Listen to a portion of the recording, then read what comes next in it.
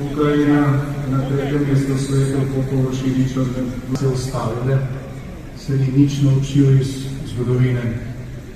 Če Putin zavzame Ukrajino, širitev Evropske unije na vse države na evropskem kontinentu, strateški politični odgovor na trenutni strateški politični izziv.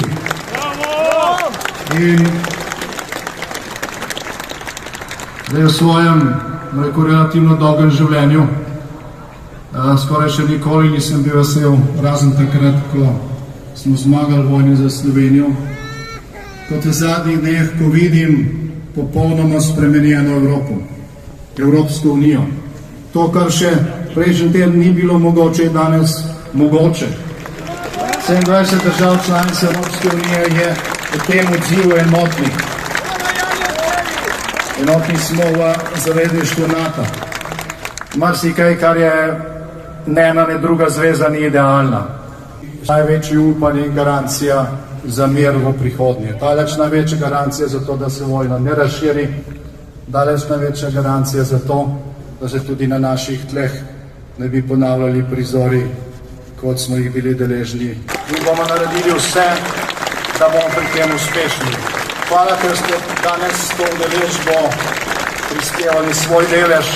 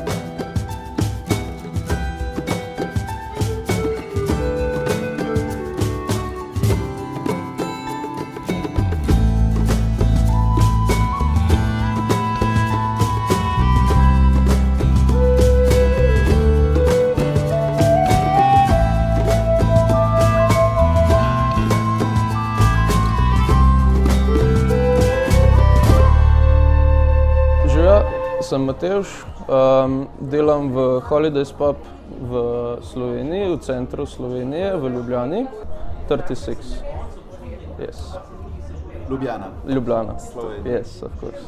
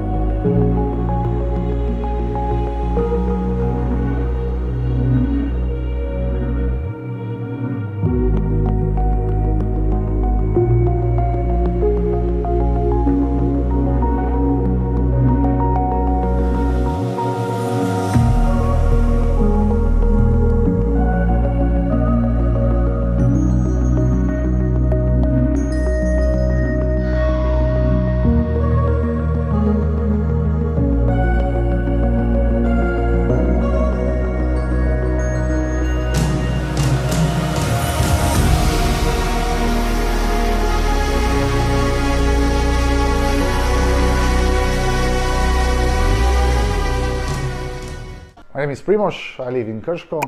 Here you can see we're in the complex of football team Krško, inside the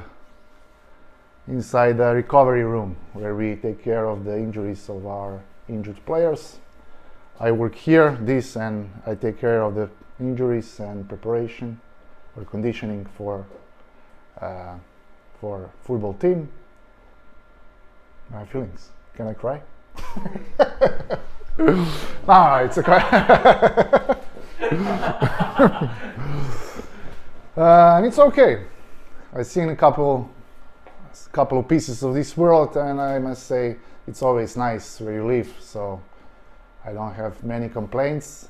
Of course, many stuff should be better, but I'm satisfied. I'm satisfied with the things they are. We are free. We are not in war. We have to eat. We have something to eat. We have a roof over our head. I'm not cold in the winter, and I think it's enough. Yeah, I'm gonna say I'm happy. Yes. Number 3. 5 super happy, 1 unhappy. 3 to 4. Pretty much the same, I would think. I think we should address to be more connected, even with different nations. To start, its problem is because it's so many nations, so many different cultures in such a small place. But we should embrace this more and be even more connected than only on paper. This sometimes is difficult, but majority, I think we live in a beautiful part of Earth, and it's up to us how we're gonna make it work. Yeah, I have 4 children. Yes, 4, from 1 to 18 years, and I'm 40 years old, already gray hair. Me too.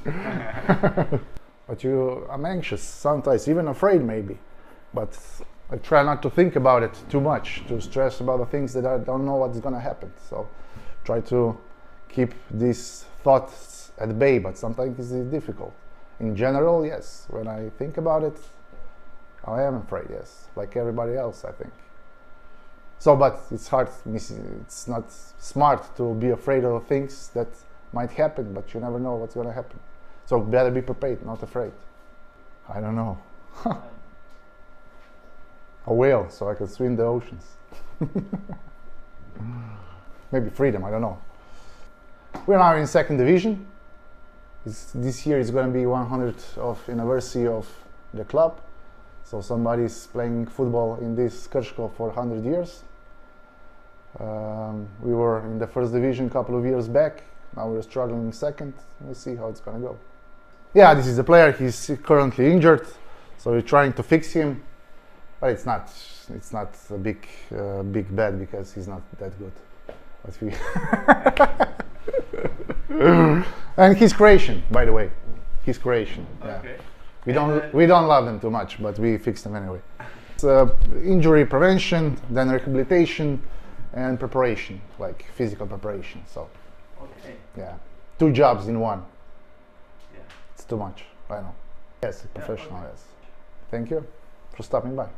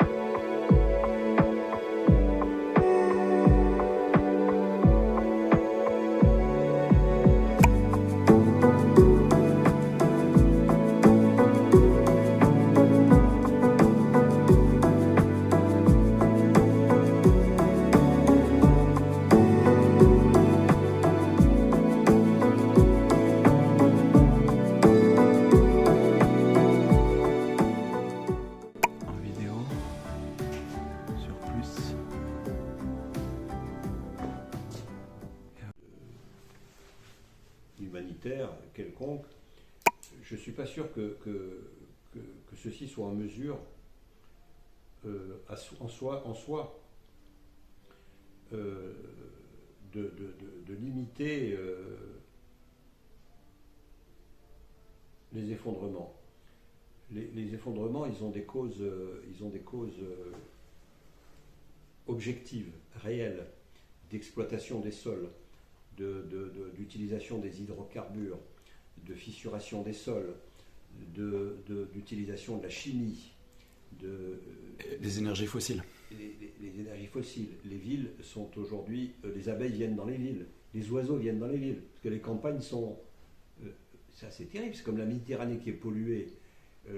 La Méditerranée est polluée, elle est polluée par la chimie, elle est polluée par des morts, et puis les campagnes aussi. Je ne suis pas sûr que une activité associative, quelle qu'elle soit, que l'intérêt que l'on porte aux autres soit suffisant pour lutter contre ces effondrements qui nous attendent. Je suis sûr par contre que dans le cadre des effondrements qui vont arriver, et dont personne n'est capable de dire par quoi ça va commencer, on a eu une pandémie. Pour moi, c'est un premier effondrement, une sorte d'effondrement systémique pendant 2 ou 3 ans. Donc je suis sûr que dans le cadre de ces effondrements et des effondrements futurs, on atténuera quelque part la souffrance des hommes par une capacité à s'écouter, à se parler et à collaborer. Bien sûr. Ça, c'est très clair. Et les associations qui m'ont le plus impressionné, parmi toutes celles que j'ai pu interviewer dans cette émission Human consacrée à l'humanitaire et à l'écologie, ce sont ceux qui disent oui, c'est ça. Les effondrements arrivent, on va déjà se positionner en post-effondrement. Comment on va faire? Comment on fait pour pas tirer sa chasse 25 fois par jour quand on va pisser? Comment on fait pour récupérer nos ordures ménagères? Comment on fait pour ceci? Comment on fait pour utiliser moins de lumière, moins d'électricité? Comment on fait pour? Et je crois en, oui, des solutions comme ça, locales. On va revenir à du local aussi. Mais tout ça, ça doit fonctionner avec ces réseaux. La mondialisation, elle est là. Les connexions électriques, les connexions par Internet sont mondiales. On a l'habitude de ça, on fonctionne comme ça. Donc, moi, je suis convaincu qu'on va vivre des périodes difficiles. Je ne suis pas convaincu que l'activité associative soit capable, hélas, de limiter ces effondrements qui arrivent. Elle atténuera les douleurs. Elle nous permettra de rester des hommes avec toutes les conneries. Mais l'homme fait toutes les conneries qu'il peut. Donc on va faire toutes les conneries, nous, humanité, on va faire toutes les conneries qu'on pourra faire. Toutes. On ne va pas en louper une. On est des grands enfants. On est des malades. On est des malades. Bon, ce qu'on veut mettre, c'est le doigt dans la prise. On est dedans. Pour essayer. On a le doigt dans la prise. Oui. On n'arrive pas à l'enlever. Comment on fait? Personne ne sait faire. Les chefs d'État disent, ils n'arrêtent pas, l'ONU, etc., dire la maison brûle. Et on regarde à côté. Mais oui, mais la maison continue à brûler. Juste tourner.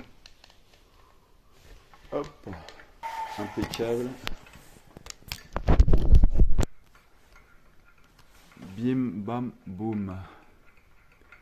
Est-ce que c'est Tiens, bien? il y avait Nour tout de suite, là, elle a rendez-vous, je crois, la semaine prochaine. Ouais, Mitch, il est un peu... Ouais, il est très... Oui, Parce qu'en fait, moi, je suis parti la veille, tu sais. Moi, quand tu m'as demandé un peu tout... Hop, excuse-moi. Vas-y. Tiens, fais-le passer à côté de la table. Et on va te le mettre là, comme ça. On va le faire passer par en dessous. Attends, tu vas le faire passer par en dessous, ce sera plus joli. Comme tu On veux. va faire ça pro. Ouais. Je mets les faces là. Tac. On va se la jouer pro. Ouais, c'est bien là. Franchement, ça fait une belle. Ah ouais, c'est joli. Ça fait salon un peu, tu sais, Ouais. quand le mec qui va regarder. Parce que moi, je pense au mec qui va regarder la vidéo. Tu vois. Donc là, il Si, est bien. franchement, c'est. Puis en plus, il C'est prend. vrai qu'il peut manger des chips. C'est sa petite vidéo. Non, mais tu vois ce que je veux dire. Arrête avec les Et- chips, connard. Non, mais Allez, au t'as lieu la de dire. troisième bière, là. t'arrêtes. C'est parti, quand tu veux, C'est bien salut. ça. Ouais. Tu t'écoutes, non? T'as un casque, non? T'as pas de casque, t'as rien? Question d'avoir un timing. Ouais, On bien n'est pas sûr. obligé, hein, mais Ouais, nickel. après on peut partir pour. Ok, alors impeccable. On va faire juste un petit test. Là, je vais mettre pas là. Ah oui. Hop. 1, 2, 1, 2, 1, 2. Bonjour. Allô, allô. Salut Alain. Bonjour, Joao. Est-ce que tu pourrais te présenter pour qu'on puisse savoir Pierre Alain Gourion. Et quoi et je suis né, on pourrait dire presque au 19e siècle, enfin non, c'était au 20e, c'était en 1944. Ok. Donc la Deuxième Guerre mondiale n'était pas encore terminée.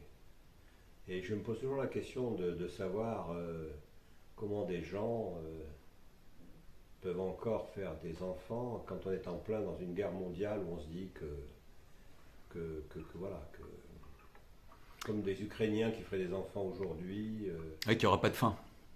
bah on se dit que la guerre, peut-être qu'elle ne se terminera jamais, quoi. Quelque part la guerre d'ailleurs ne se termine jamais.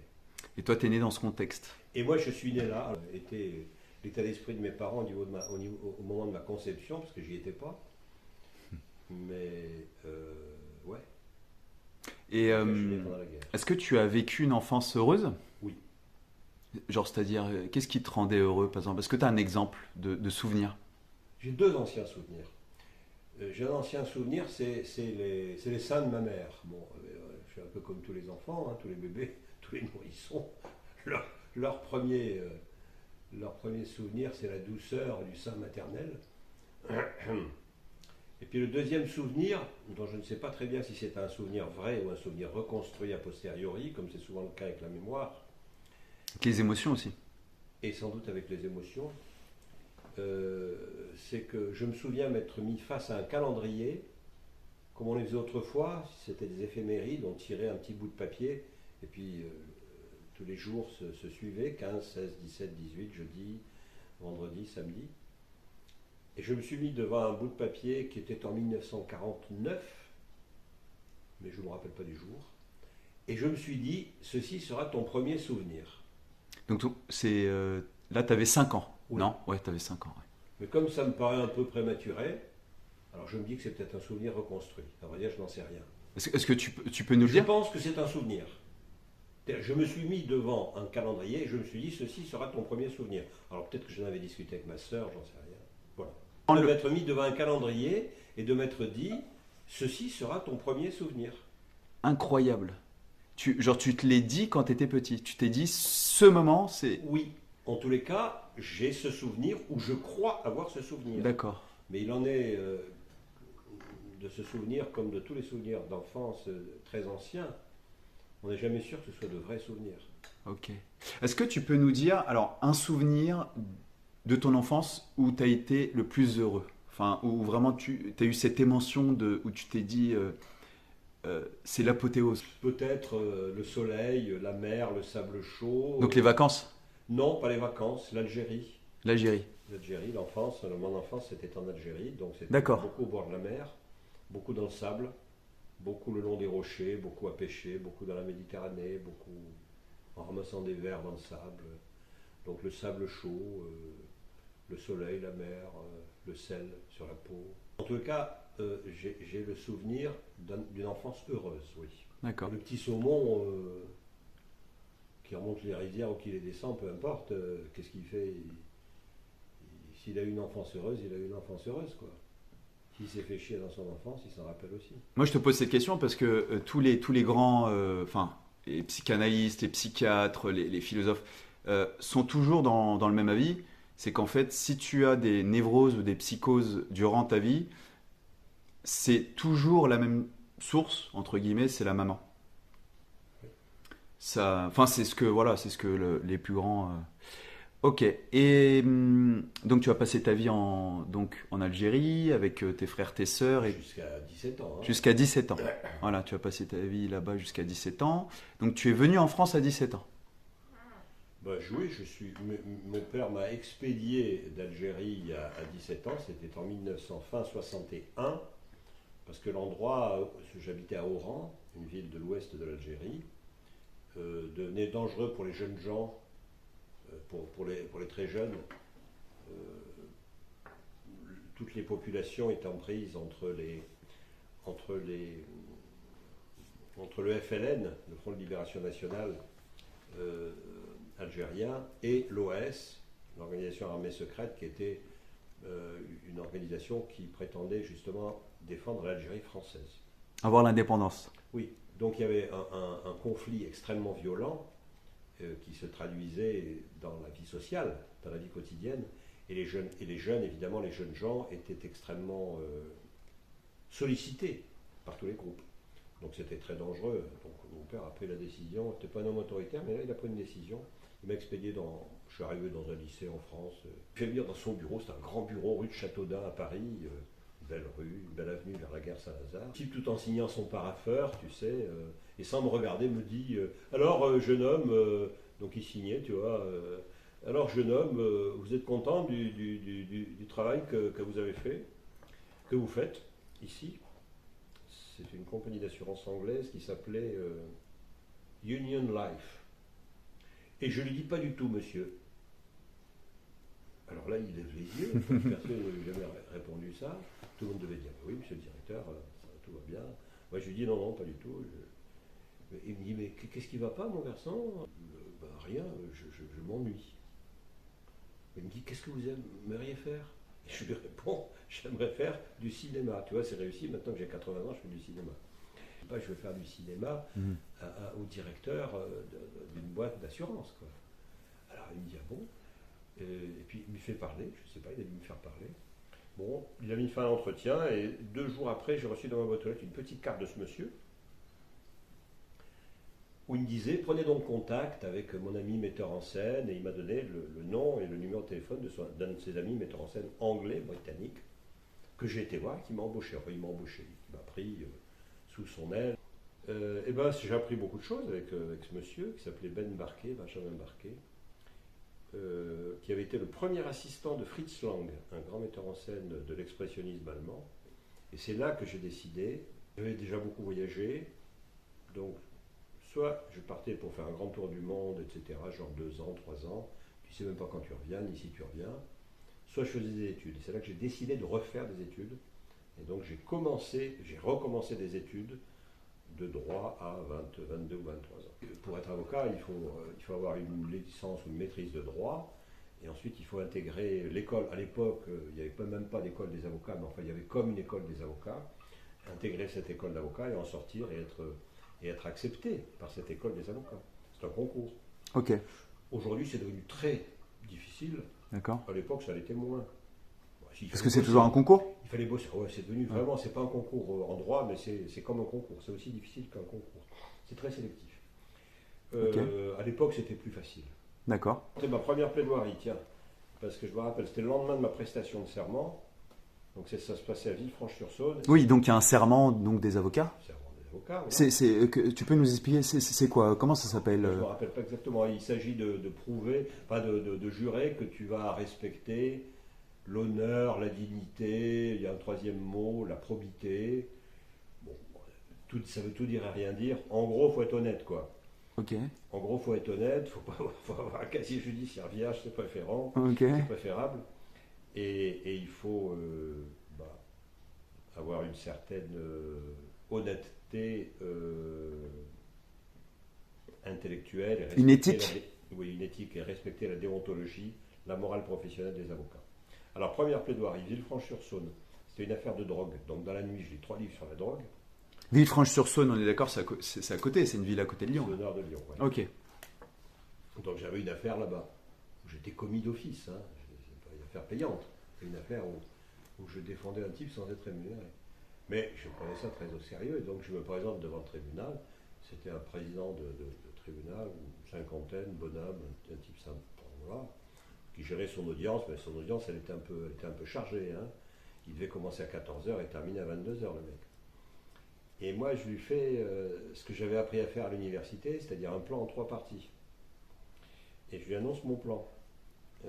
Donc dans un premier temps, je vous parlerai d'eux, dans un deuxième temps d'eux, troisième temps d'eux. En conclusion, le type m'arrête d'un geste comme ça, gentil. Il me dit, maître, il m'appelle maître, donc tu vois, ça me flattait un peu, moi j'étais tout jeune. Il me dit, maître, dites-moi tout de suite votre conclusion.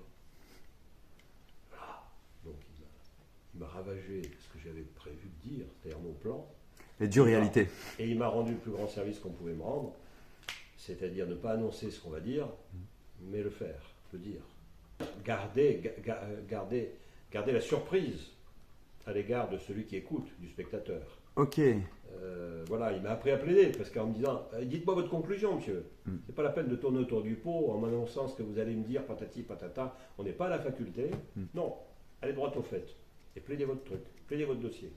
J'ai été longtemps l'avocat d'un mouvement antiraciste, le MRAP. MRAP, M-R-A-P. MRAP, ok. Mouvement contre le racisme. Et pour le MRAP, j'ai été dans l'affaire Klaus Barbie, ce nazi qui a été poursuivi devant les assises du Rhône pour son rôle pendant la guerre. Donc c'est le chef de la Gestapo à Lyon. Donc ça a duré des mois et des mois, et on a entendu beaucoup de témoins, beaucoup de déportés dans les camps de concentration, qui étaient revenus de ces camps de concentration, etc. Donc c'est un gros dossier historique qui a eu une certaine influence parce que c'était lourd, quoi. C'était très lourd, tout ce qu'on a entendu pendant des mois. C'était toute la Shoah, c'était toute l'histoire du XXe siècle, la Deuxième Guerre mondiale, qui revenait à l'intérieur d'un procès. Il y avait 300 journalistes dans la salle. C'était filmé, d'ailleurs. Les débats étaient filmés, alors qu'en principe, les débats judiciaires ne sont pas filmés. C'est huis clos, hein, normalement. Oui, c'est à huis clos, oui, c'est pas filmé. Il y a des journalistes présents, mais c'est pas filmé, c'est pas enregistré. Là, il y avait une loi spéciale qui avait autorisé, il y avait 4 caméras, enfin bon, bref, on était filmés. Même quand on plaidait, le réalisateur venait à l'avance, il disait, alors maître, qu'est-ce que vous allez faire? Vous allez dire quoi? Est-ce qu'il y a un moment plus chaud? Enfin bon. Donc ça, c'est un dossier, par exemple, qui a eu une certaine influence. Et puis qui était Pour toi? Bien sûr, oui. Oui, bien sûr. Ok. Et puis quand tu te lèves devant 4 caméras, 300 journalistes mondiaux pour défendre ton client, pour défendre ce que tu as à défendre, c'est fort, quoi. Et le sujet, plusieurs remarques là-dessus, sur l'adversité. D'abord, l'avocat, c'est un type un peu particulier, qui fait un drôle de métier, où il va se lever, et où il y a quelqu'un en face de lui, qui fait le même métier que lui, qui est aussi un avocat, et qui va dire le contraire de ce qu'il dit. C'est un peu particulier. Y compris si ce type-là est le meilleur ami, son meilleur ami dans la vie, là, il est en situation professionnelle, et ce type-là dit le contraire de ce que tu dis. Donc tu passes ta vie à aller devant un tribunal, à parler au tribunal, mais en face de toi, il y a un autre avocat qui va dire l'inverse de ce que tu dis. Soit c'est un avocat général aux assises, soit c'est un au civil, soit au civil, c'est un avocat qui est juste l'avocat de la partie adverse. Donc premièrement, tu es toujours dans l'adversité. Et tu es toujours dans les conflits. Puisqu'un avocat, c'est dans les conflits, par définition. Moi, je ne suis pas quelqu'un qui cherche le conflit, je suis plutôt quelqu'un qui cherche des solutions au conflit. Donc je n'ai pas un tempérament naturellement conflictuel. Mais j'ai appris à le devenir. Je me rappelle d'un client qui me disait, écoutez, je vous aime bien, vous êtes un bon avocat, etc. Mais il faut vous mettre en colère plus à l'audience. Il faut plus rentrer dans l'art de... Il m'a donné des conseils, qui étaient des bons conseils. Donc comme j'avais dans le dos quand je plaidais, lui, il venait toujours assister à ses dossiers, je me mettais en colère. Donc j'ai appris à me mettre en colère, à simuler une colère, en quelque sorte. Donc on apprend à jouer aussi avec soi-même. Alors des fois on se met en colère naturellement, mais des fois cette colère on la travaille, on la gère. Donc ça c'est deux premières observations. Le fait qu'on est dans des situations de conflit, on est là pour régler des situations de conflit à travers le système judiciaire qui va aider à résoudre ces conflits autrement que par la violence et par la revanche. Il y a 36 solutions. Hein. Tu vois ? Il y a 36 solutions. Il y a celui qui fait semblant, par exemple, quand tu as ton adversaire qui plaide en face de toi. D'accord ? Donc soit tu l'écoutes, tu le regardes et tu l'écoutes, comme on le fait quand on est entre personnes, comment dirais-je, polies. soit tu fais semblant de ne pas l'écouter. En fait, tu l'écoutes quand même. Ok. Tu fais semblant de dire autre chose. C'est une feinte. Genre, il dit une connerie. Voilà. Pour faire comme si, pour transmettre un message au tribunal, ce que dit ce type est vraiment pas inintéressant, quoi. Bon. Ça passe pas nécessairement, les magistrats n'étant pas des imbéciles, mais c'est une idée. Là, je pense à une autre feinte qui m'est arrivé d'utiliser aussi. Le type plaide, et puis il est excellent, ton adversaire. Puis il est excellent, vraiment. Si je devais, mais j'ai envie de lui donner raison à ce type. Alors je vais dire ça au juge. Je vais dire, Monsieur le Président, mais il a raison. Mais il a raison. Et je développe tous ces arguments. Je redéveloppe tous ces arguments. Pour mieux les casser ensuite.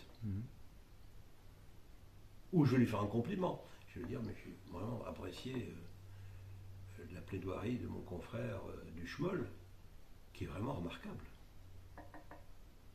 Mais c'est plus qu'un avocat qui nous a parlé. C'est un romancier. Il nous a raconté une histoire magnifique qu'il a inventée. Quelle imagination!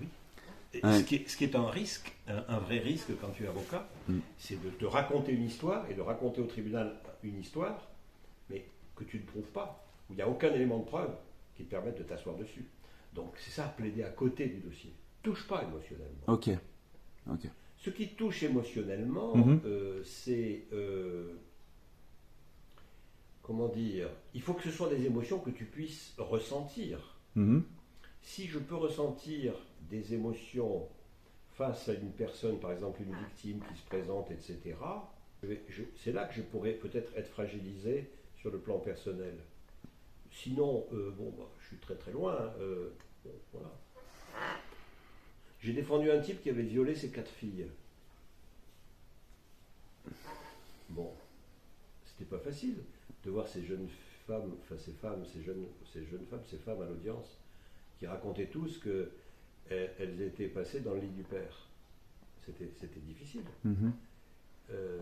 Cet inceste collectif. Bon, là encore, je me suis créé un adversaire, je ne me le suis pas créé, il existait. J'ai plaidé contre la femme. D'accord. La mère. Parce que la mère ne pouvait pas ignorer que son mari couchait avec ses propres filles. Ah bah oui, ça tombe de Dans un sens. Ça. appartement. Ouais, ça tombe de sens. Ouais, Bien sûr. Personne n'avait vu ça, c'est incroyable. Et le pauvre mec, il en prenait plein la gueule avec lui. Alors, j'ai plaidé la pathologie familiale, quoi. C'était le dossier, à mon avis, c'était le dossier. Mais j'ai contourné le dossier, en quelque sorte. Donc, c'était une manière, peut-être aussi, de sortir de cette difficulté dans laquelle l'émotion pouvait m'envahir, et pouvait envahir surtout les jurés, et qui allaient en faire prendre plein la gueule à mon client. Pris dans des contradictions, si c'est ça le sens de ta question. Et on est tous un tissu de contradictions. Donc l'avocat qui est à la barre, il est comme les autres. C'est un homme, c'est un être humain, c'est une femme. Donc on a des contradictions. Tu as des femmes, par exemple, des avocates qui disent « Moi, je refuse de défendre un violeur. Comment tu refuses de défendre un violeur? Tu es avocate. Tu dois défendre tout le monde. C'est ça. Hein? Ah bah non. Elles sont malines. Elles disent « Ah mais je le défendrai mal. Je le défendrai mal. Je serais bien plus à l'aise si c'est une femme qui a... » Bon. Alors, je vais rester dans ce domaine-là, pour prendre un exemple concret pour essayer de répondre à ta question. Bon, par exemple, j'ai défendu, je me rappelle, de jeunes mecs que je défendais. Là, c'était pareil, je ne devais pas être payé, c'était probablement une commise pénale, mais c'était aux assises. Et c'était des types qui étaient poursuivis pour avoir violé une prostituée. Alors, tu vois, c'était presque... C'était il y a longtemps, hein. Il y a 30 ans, donc c'était presque... On anticipait sur des évolutions féministes ultérieures. Les mecs, ils n'ont jamais compris comment on pouvait violer une prostituée. C'est pas du viol, ils disaient, c'est du vol. Et les femmes, elles disaient non. C'est du viol. On n'était pas consentante, donc c'est du viol, et on veut que la justice reconnaisse que ce soit du viol. Moi, j'étais d'accord avec cette analyse-là. J'ai jamais réussi à faire comprendre à mes clients, des jeunes cons, je te fais pas un dessin psychologique de ces oiseaux-là, ils n'ont jamais compris qu'on pouvait violer une pute. D'accord. Une pute, c'est une pute. Tu lui voles, en quelque sorte, j'allais dire une consultation. Bon, tu lui voles, mais tu la violes pas. parce qu'elle est là pour ça, quoi. Non, je suis une femme. Ah ouais. Je suis un être humain. Voilà, peut-être le côté, pour mettre en rapport le décalage qui peut exister entre ce que tu appelles l'humanisme et une définition juridique ou juridictionnelle de la jurisprudence sur qu'est-ce que c'est qu'un viol. À partir du moment où cette femme, toute pute qu'elle était, n'était pas consentante, c'est un viol. Oui, madame, c'est un viol. Voilà. Dizaines de personnes qui ont travaillé dans mon cabinet. J'avais créé une structure aussi internationale où il y avait des gens de Bruxelles, de Paris, de Budapest, de New York, qui faisaient partie du même réseau en quelque sorte. D'accord. Puisqu'il y a une époque où j'ai travaillé plus le droit international, la fin de ma carrière. Droit international sur quel droit? International humanitaire et commercial. Humanitaire et commercial. Ok. Et ici, tu faisais du pénal? Entre autres, il peut y avoir du pénal, mais il n'y a pas que du pénal. Il n'y a pas que du pénal, ok. Il y a du commercial, il y a du... Ah ok, donc tu avais plusieurs... ok. Oui. Les affaires ne se présentent pas, comment dirais-je, dans leur pureté universitaire. Elles se présentent, une affaire, c'est un truc mélangé, où il y a à boire et à manger, et donc tu vas trier là-dedans ce que tu vas utiliser comme droit, comme ceci, comme cela. Ok.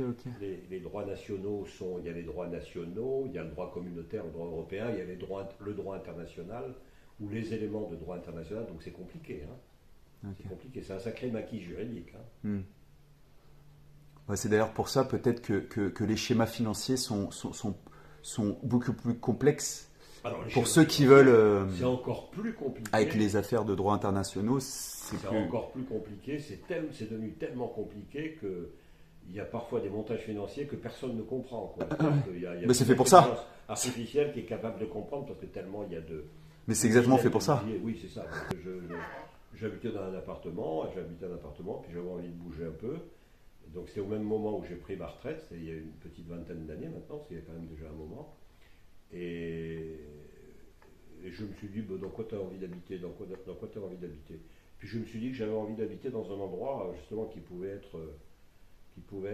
se prêter à des modifications, à des changements, qui pouvait accueillir des activités artistiques et tout. Et ce qui m'est venu à l'esprit, c'est une friche industrielle. Voilà, j'ai toujours été attiré par les friches industrielles ou par. Est-ce que tu connais la friche à Marseille? On appelle les lofts. Je connais pas la friche. J'ai jamais été à la friche à Marseille. Alors c'est exactement ce que tu dis. J'irai à la friche. Incroyable. Et je pense que ça, il y a beaucoup d'artistes. Il y a eu des friches industrielles à Lyon aussi, chez RVI, où il y en a encore, l'espace Lamartine. Enfin bref. Donc, moi je te conseille la friche. Tu vas adorer. Ouais. C'est énorme. J'ai toujours aimé ça. Donc, parce que c'est un lieu comme ça, tu peux projeter tes désirs. Et tout le monde peut projeter ses désirs dans un endroit. Donc à un moment, je me suis mis à chercher, je l'ai dit autour de moi, je dis tiens, j'habiterais bien dans un loft. Voilà l'idée du loft, de la friche industrielle. Et puis j'ai une amie qui était dans la communication, qui m'a envoyé une annonce qui correspondait à ce lieu, qui décrivait ce lieu. Et dès que j'ai vu cette annonce, j'ai dit, mais ça je crois que j'ai téléphoné tout de suite le soir, il était 10h du soir, le lendemain matin à 9h j'étais là, à 9h30 j'ai dit je prends, c'est tout, point. Parce que, voilà, ça m'a paru convenir, parce que c'est un espace grand, c'est un site industriel qui a été reconverti en lieu de vie, et puis après c'est devenu un lieu d'exposition, où j'ai intégré un petit théâtre, il y a une régie son, une régie lumière, pas seulement avec les miennes, mais aussi avec 7 d'autres personnes. Ok. J'ai créé une structure juridique qui s'appelle Bubble Art, une association. Ok, Bubble Art. Qui était là aussi pour pouvoir reprendre aussi bien mes travaux que les travaux d'autres gens. Et puis ce lieu, petit à petit, s'est construit. Voilà, à travers cette association, et à travers les rencontres, et à travers les artistes qui sont passés. Oui, la volonté, c'est un point qui était... Je me rappelle, quand j'avais 20 ans, je me considérais comme un aboulique. C'est-à-dire ? Un aboulique, c'est quelqu'un qui n'a pas de volonté. Ah bon ? J'ai écrit ça, tu es un aboulique, sur mon journal. Donc je disais, voilà, tu es un mec, tu n'as aucune volonté, tu es capable de rien. Et tu es capable de rien décider, et de rien faire. Et je me rappelle avoir lu un livre de psychologie sur l'éducation de la volonté. Et je me rappelle avoir recopié même des passages de ce livre sur l'éducation de la volonté. Bah, le désir de prospérer. On se construit sur ce que vos parents vous ont donné, sur des données. On se construit sur les hasards de la vie, le hasard de l'existence et des rencontres. Mais on se construit aussi sur les décisions que l'on prend, les choix que l'on fait. Et ouais, le propre de l'homme, c'est sans doute d'arriver à mélanger ce qui sort de lui-même, ce qui est le résultat de sa volonté. Tu parlais de volonté de puissance. Mhm. En tous les cas, volonté de créer, volonté C'est un terme d'exister. qu'il utilisait, lui. Ouais. C'est pas le mien.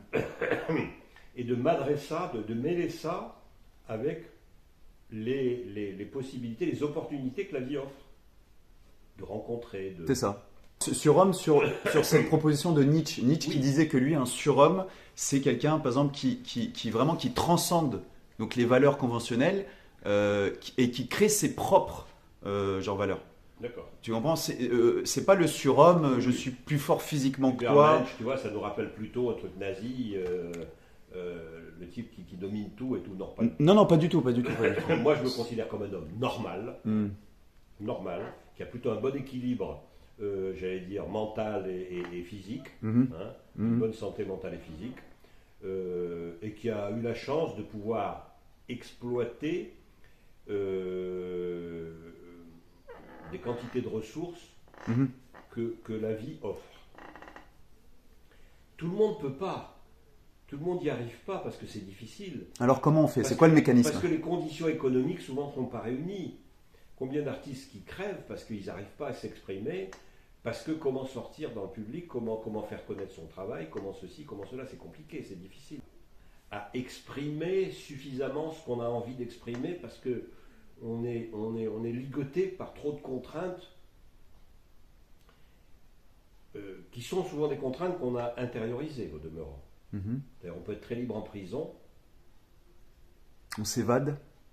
Parce qu'on s'évade par l'esprit. Par l'esprit, par la littérature, Bien sûr. par plein de choses. Ouais. Bien sûr. Voilà, une bibliothèque, c'est une merveille de capacité d'évasion. En prison, de dingue. C'est un bijou. Bah ouais. C'est du bijou. C'est des œuvres d'art. Chaque bouquin, 200 pages, pouf, le mec... Ah bah tu t'évades. Hein. T'es dans un monde, tu t'évades. Ah ouais. Bon.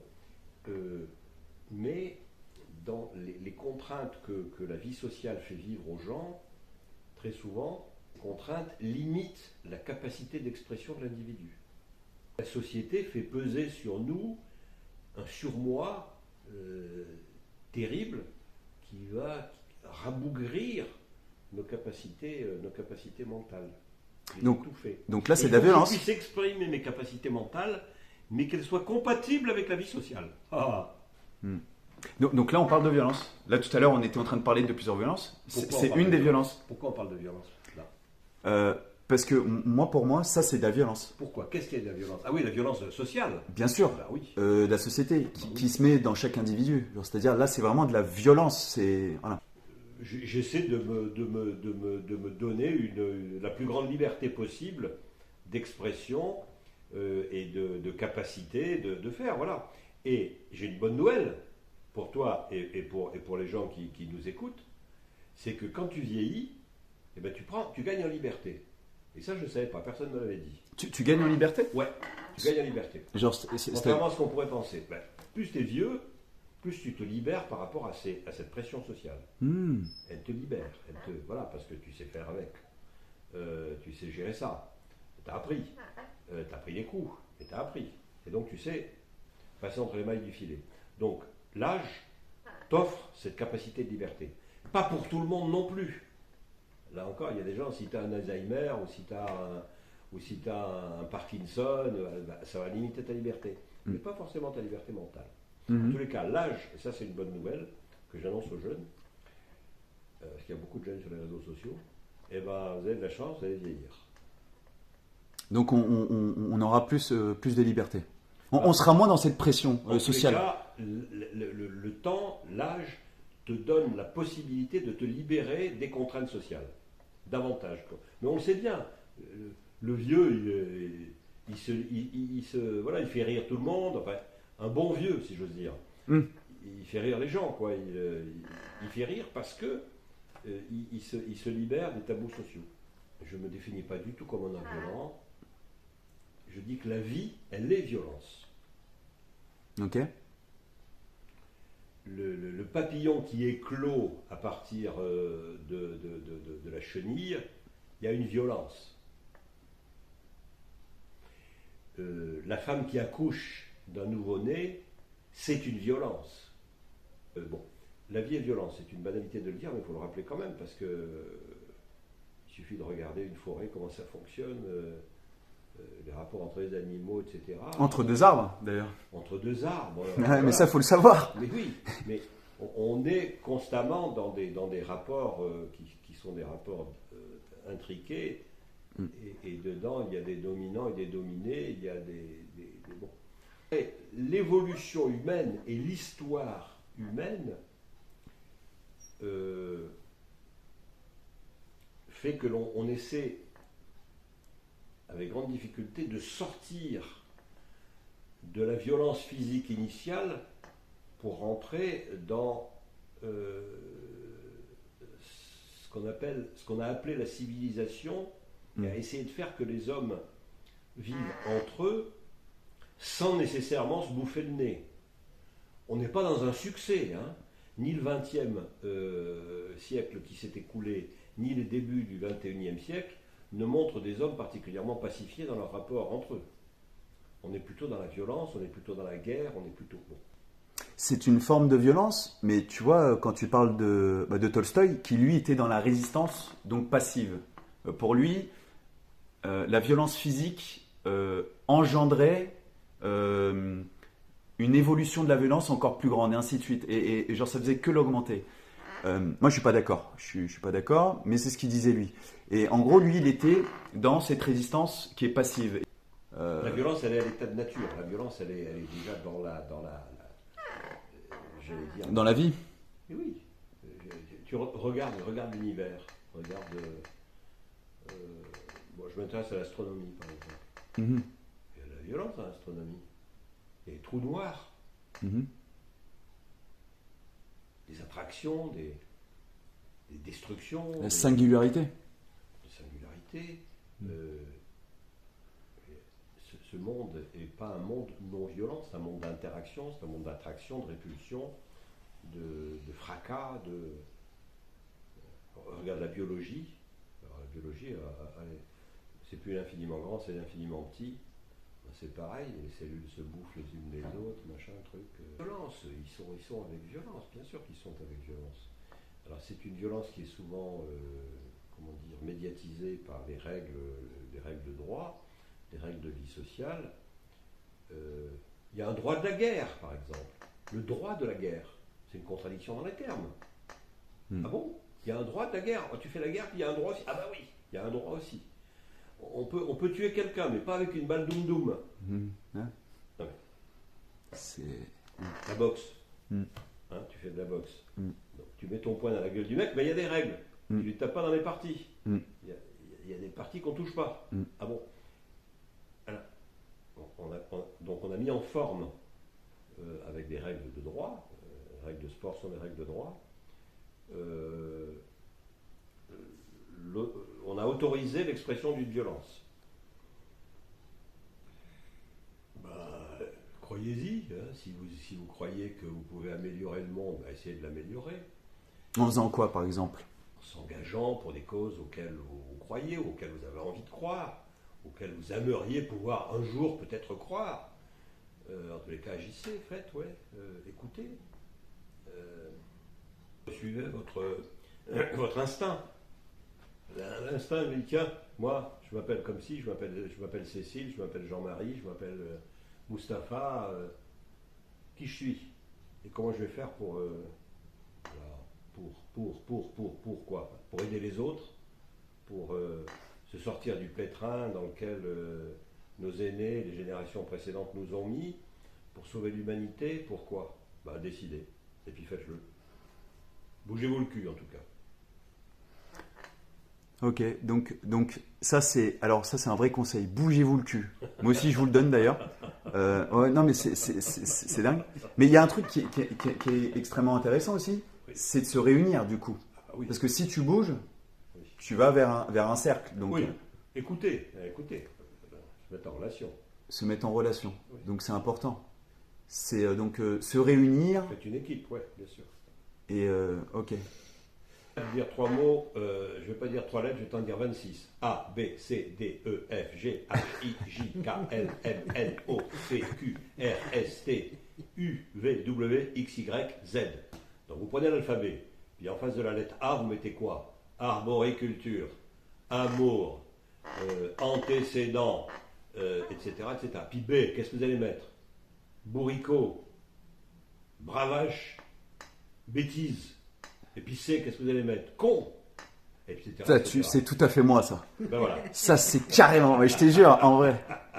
Alors, Bubble c'est une structure associative que j'ai créée il y a maintenant plus de 20 ans, qui était faite pour porter mes projets et porter d'autres projets culturels, qui s'est inscrite après dans un lieu qui est ici, qui est une chaudronnerie, retapée en loft, en bâtiment industriel, dans lequel on peut vivre, on peut faire des expositions, on peut faire du théâtre, on peut faire de la musique, on accueille des gens, on fait des tournages, on a créé beaucoup d'émissions de radio, on a créé pas mal d'émissions aussi qui sont sur YouTube, donc autour de plein d'idées très différentes. Il y a une émission qui s'appelle Human, qui est autour de l'humanitaire et de l'écologie. Mais il y a plein d'autres émissions. Il y a une émission qui s'appelle